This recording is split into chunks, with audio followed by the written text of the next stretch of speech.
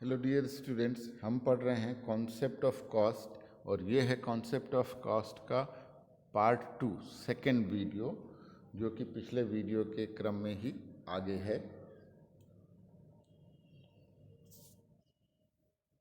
जैसा कि हम पढ़ चुके हैं, जो हमारी टोटल कॉस्ट होती है वो सभी कॉस्ट यानी दोनों कॉस्ट, वेरिएबल कॉस्ट और फिक्स कॉस्ट का टोटल होता है। Total cost is equal to variable cost and fixed cost, and also total cost is equal to explicit cost and implicit cost. लेकिन यहाँ पर हम वेरिएबल कॉस्ट और फिक्स कॉस्ट की बात कर रहे हैं। तो फिक्स कॉस्ट जो रहती है वो आउटपुट के हर एक लेवल पर फिक्स होती है, इसलिए उसको हमने पैरेलल टू ओ एक्स दिखाया है। जो 10 को दिया है वो फिक्स, और जीरो आउटपुट पर जीरो रहती है और आउटपुट बढ़ने के साथ बढ़ते जाती है, वो वेरिएबल कॉस्ट है होती है। ठीक है, इस ग्राफ को आप ध्यान से देख लेंगे, ये टोटल कॉस्ट कर्व कहलाता है। इसमें हमने टीसी, टीवीसी, टीएफसी को ओ वाई पर दिखाया है और आउटपुट को हमने ओ एक्स पर दिखाया है। यानी ओ वाई पर अगर हम अलग से ग्राफ बनाना चाहें तो टीवीसी आएगा और आउटपुट आएगा, फिर टीएफसी आएगा और आउटपुट आएगा, और फिर टीसी आएगा और आउटपुट आएगा। तीनों ग्राफ को मिलाकर हमने यहाँ पर एक ही चित्र बनाया है। अब आप इसके नीचे जो बातें लिखी हुई हैं उसको ध्यान से समझेंगे। क्या समझे आपने? टोटल कॉस्ट क्या होता है? Fix cost plus variable cost. फिर क्या आपने देखा इस फिगर में? TFC is constant at all level of output. ये टीएफसी यहाँ पर आपको कांस्टेंट दिख रहा है ऑल लेवल ऑफ आउटपुट पर। फिर उसी तरह से आपने देखा TVC increases as output increases. TVC जो है वो इंक्रीज करते जा रही है, ऊपर बढ़ते जा रही है, बढ़ते जा रहा है। अब अगर हमने इस टीवीसी को टीएफसी के ऊपर उठाकर रख दिया, उतने ही डिस्टेंस पर सारे पॉइंट रख दिए और एक ग्राफ बना दिया, तो ये कहलाएगा टोटल कॉस्ट, जो हमने ब्लू कलर से दिखाया हुआ है। यहाँ पर एक टेबल 4 है, आपको इस टेबल 4 में आउटपुट लिखा हुआ है total cost and average cost.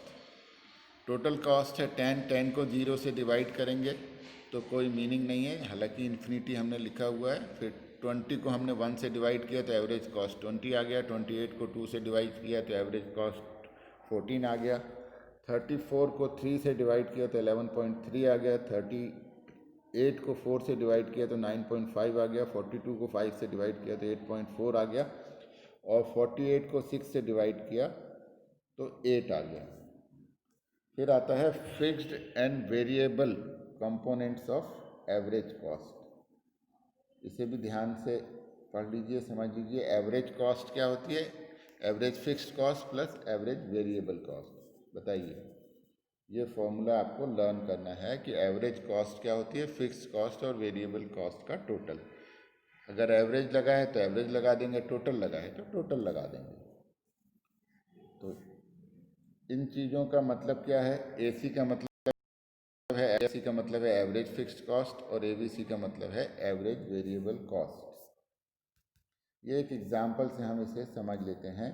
यहाँ पर दिया है आउटपुट की यूनिट 1 2 3 4 5 6 7 8। टोटल फिक्स कॉस्ट 10 दी हुई है। एवरेज कॉस्ट आपको कैसे निकालना है? Total cost divided by number of units. 10 को 1 से डिवाइड करेंगे, 10 को 2 से, 10 को 3 से, 10 को 4 से, 10 को 5 से, 10 को 6 से, 10 को 7 से, 10 को 8 से। तो ये एवरेज फिक्स्ड कॉस्ट आ गई।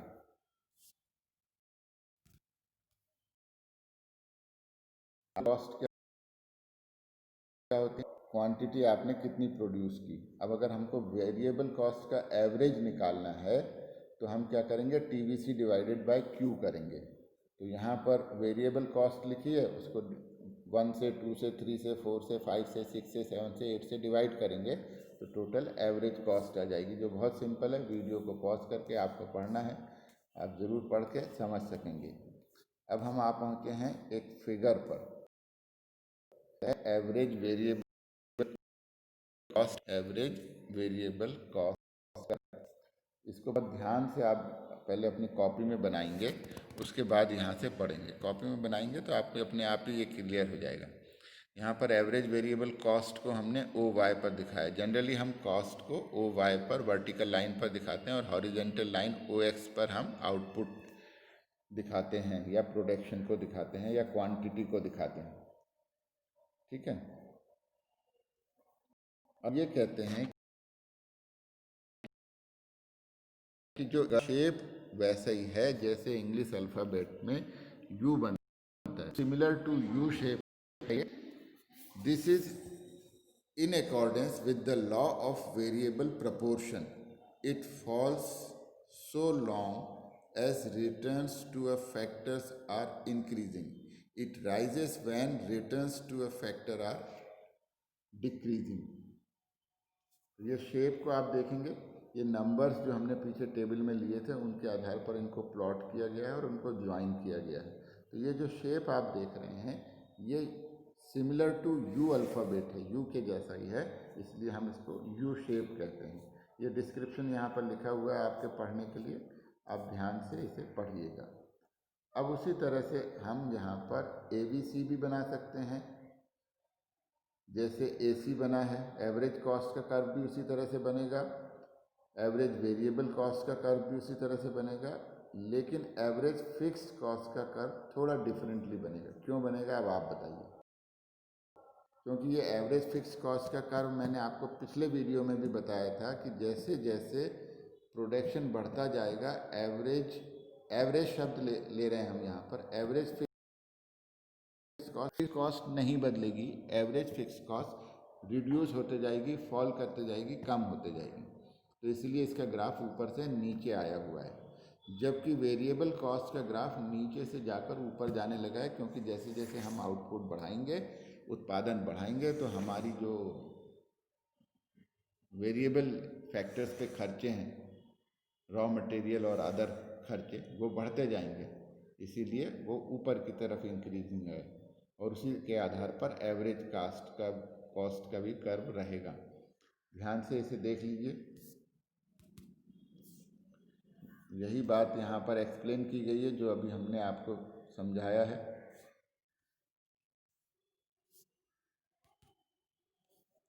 अब आ रहे हैं हम मार्जिनल कॉस्ट। तो हमने आपको बताया था कि एंड आउटपुट बनाने में जो हमें खर्चा आता है उसको हम मार्जिनल कॉस्ट कहते हैं। इस टेबल से हम इस बात को ध्यान से समझेंगे।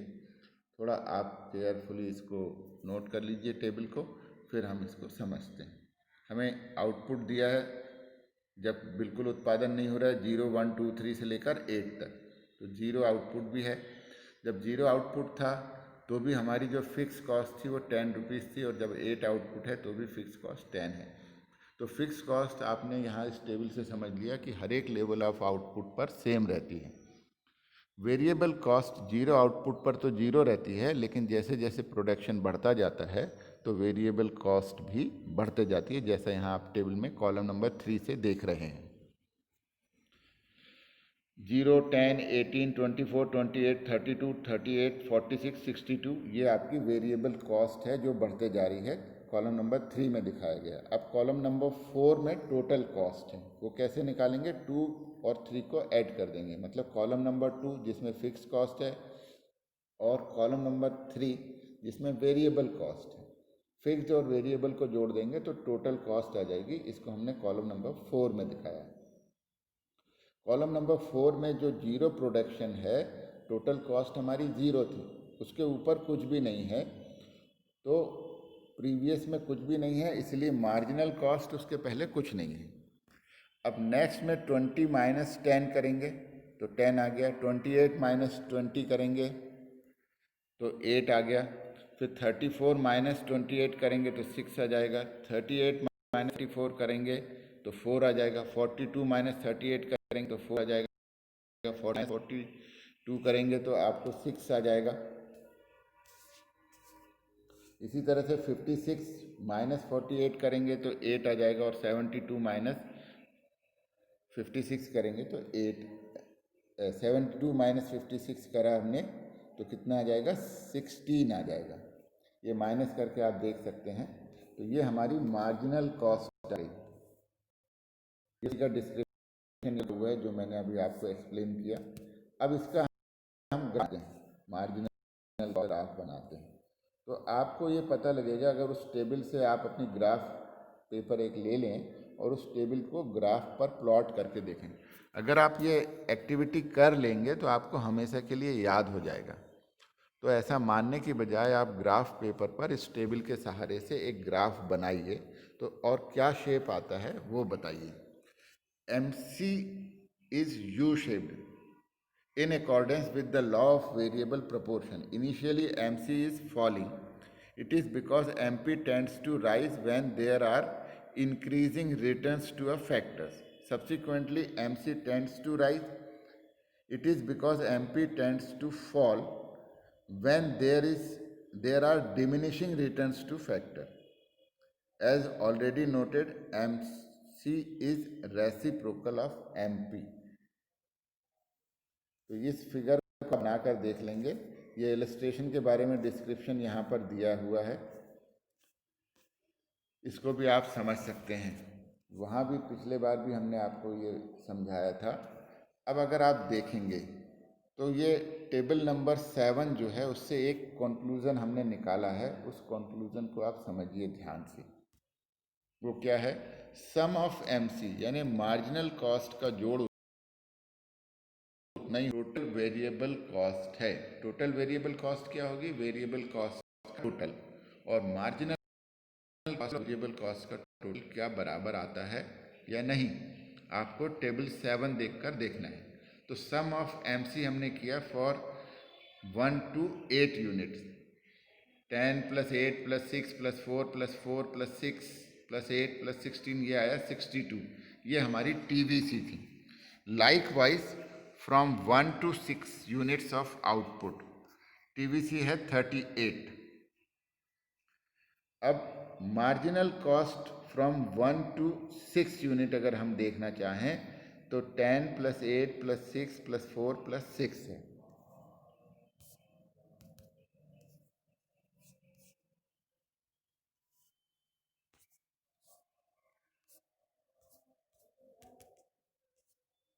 तो 6 यूनिट आप देखते हैं तो दोनों ही स्थिति में हमारे पास जो टोटल आएगा वो सेम आएगा। ये देखें, चाहे आप 6 यूनिट के लिए देखें। अब ये ग्राफ हमने प्लॉट किया हुआ है। यहाँ पर जो नीचे का जो पोर्शन दिखाई दे रहा है estimation of TVC from MC, तो वो इस चित्र में दिखाई दे रहा है। At OL level of output area under MC curve, figure में देखेंगे OLS के, this is equal to TVC total variable cost. This is because TVC is equal to sum of MCs, sigma MCs। Total variable cost is the sum of total marginal cost for each unit of given output. तो ये figure में भी इस चीज़ को clear किया गया है, ये यहाँ पे समझाया गया है।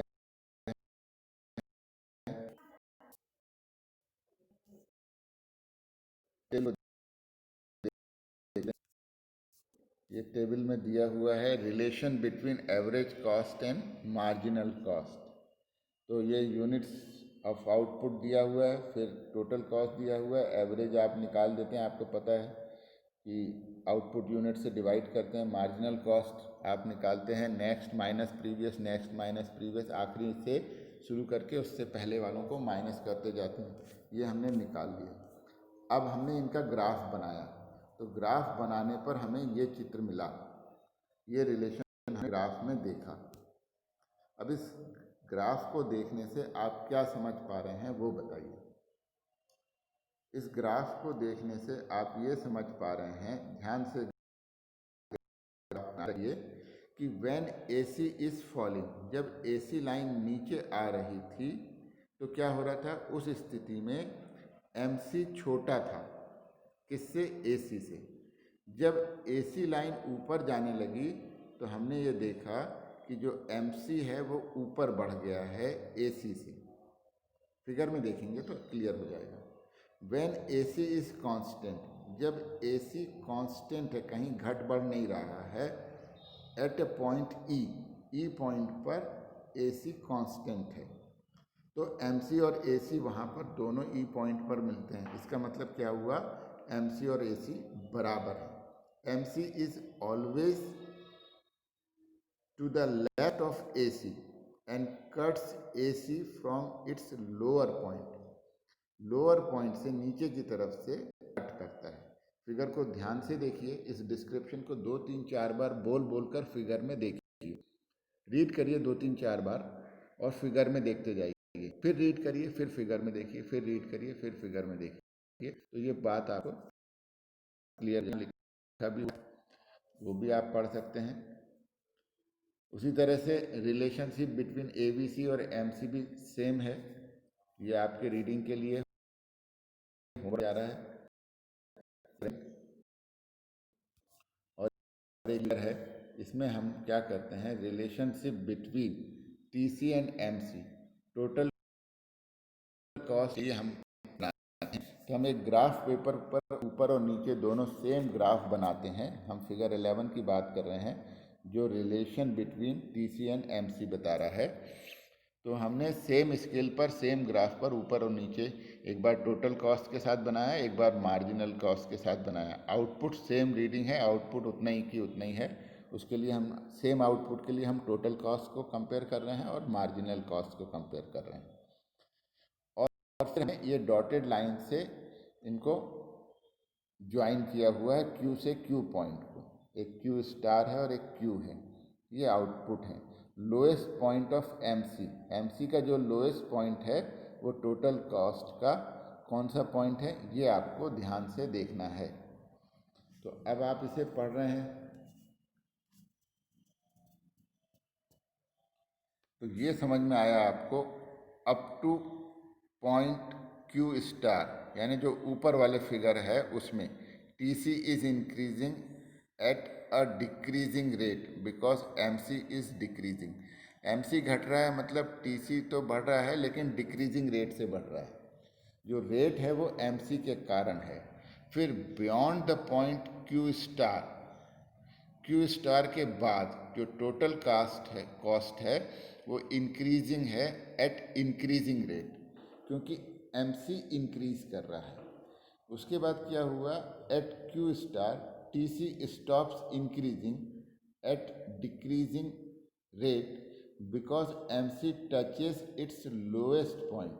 जहाँ Q है वो लोएस्ट पॉइंट पर आ जाता है, जैसा यहाँ फिगर में डिस्क्राइब किया हुआ है। तो क्या होता है, लोएस्ट पॉइंट पर आने के बाद जो TC है वो स्टॉप्स इंक्रीजिंग। तो ये जो चीज़ें हैं, इसको यहाँ ये फोकस जोन में भी दिया है फिगर नंबर 12 में। इसे भी आप ध्यान से एक बार समझने की कोशिश करेंगे और फिर देख कर देखेंगे, बोलेंगे, पढ़ेंगे फिगर को देखकर, तो ये पॉइंट आपको बड़ी आसानी से क्लियर हो जाएगा। और इस तरह से ये हमारा चैप्टर ख़त्म हुआ। इसमें आपने कॉस्ट के बारे में पढ़ा है, एक्सप्लिसिट कॉस्ट के बारे में पढ़ा है, इम्प्लिसिट कॉस्ट के बारे में पढ़ा है, अपॉर्चुनिटी कॉस्ट के बारे में पढ़ा है, टोटल कॉस्ट के बारे में पढ़ा है, average fix cost, average variable cost, marginal cost के बारे में पढ़ा है। और ये सब उनकी समरी यहाँ पर दी हुई है। सारे क्वेश्चंस और समरी के माध्यम से मुझसे पूछ सकते हैं। तो चैप्टर को जरूर पढ़िएगा, बुक से रिवाइज करिएगा, सारे फिगर और सारे टेबल ड्रॉ करके देखिए, फॉर्मूले अपने आप लर्न हो जाएंगे अगर आप इस तरह से प्रैक्टिस करेंगे। Okay, all the best, thank you.